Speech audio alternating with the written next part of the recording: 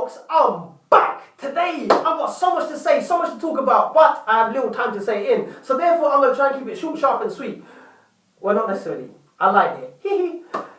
People, the subject I want to bring to your attention is this. It's about relationship building. It's about bringing the mother out of her role, and helping her to become a woman. What the hell am I talking about? Well, give me a second or two, give me a few moments, give me a few minutes, and I will explain my point. People, it's so important for one another, for the spouses, to help each other come out of their day-to-day roles, because these roles can spoil the relationship, especially if your role is being in that same position day in, day out. Let me explain. The mother being in her mother mode, doing so many chores. If she's doing so many chores, she's actually sacrificing her relationship.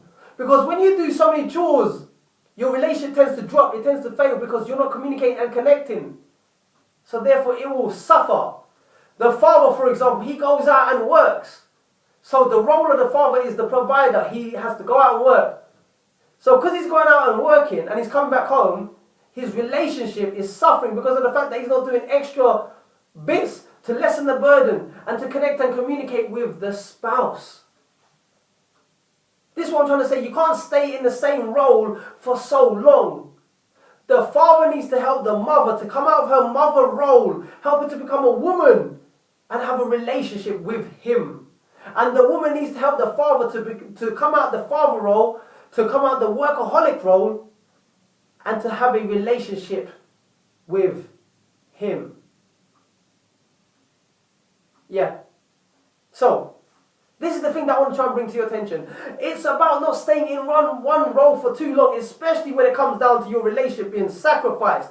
At the end of the day, we're too busy getting caught up in our chores, the things that we think that we have to do, the things that we think that are important, but they're not.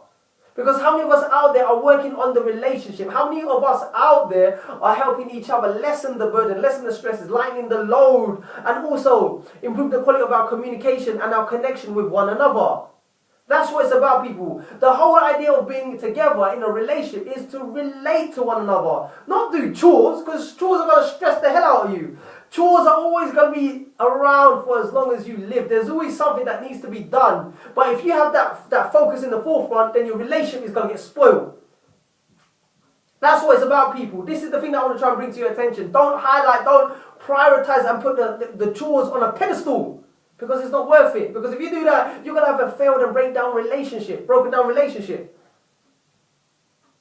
So be mindful about the roles that you're in on a day-to-day basis, especially if you're in one role for too long. You need to come out of that role. And the only way to do that is to increase the level of your awareness with one another. If you notice that your partner is playing the role for too long, playing the mother role, playing the father role, but not being intimate, but not having a good communication in the relationship, then help each other, pull each other out of that role, bring it to their attention. Baby, stop.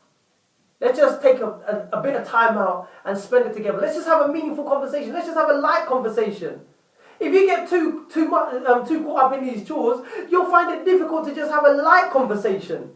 Because of the fact that you're thinking about so many chores, so many things that you have to do. You can think all you want, but your relationship is going to suffer at the end of the day. The thing is, I want to bring to your attention is this. Make your relationship a priority. In a relationship, we tend to make different things. We tend to belittle the relationship in terms of relating to one another. And we tend to magnify and prioritize the things that ain't so important. At the end of the day, if you want a meaningful relationship, make that your priority. That has to be the priority number one, because once priority number one is in check, you will get support in some different areas and aspects of your life and in your chores, on your day-to-day runnings. This is what I'm trying to bring to your attention. When you have a good, solid relationship, which is one that is full of communication and connection, then whatever you do, you're always going to get support. This is the thing. Don't make it the other way around. Don't highlight your chores and things that ain't so important in sacrifice of your relationship. Switch it up. Flip it. Relationship, number one, priority. Boom, that's it. That's a must. Don't even say that you don't have time. I've got so many things to do, I'm busy. Because you keep on saying that, comes sooner or later, your relationship is going to fail. Make your relationship your priority. It doesn't matter if you give it a minute or two, or half an hour to an hour to a day, whatever. Just make sure that you're doing that on a moment by moment, day by day, step by step, hour by hour, week by week, month by month, year by year. It's so important to do this. And the same principle needs to apply with your children, with your nearest, dearest loved ones. Even with your friends, don't abandon them. They have a time and place. Every person, every individual has a time and place in your life, so give it to them. Don't neglect it. That is my rant for today, people. So, until then, take care, stay strong, stay focused, and always live to learn, to empower, and inspire the lives of many, as well as yourself. Bye for now.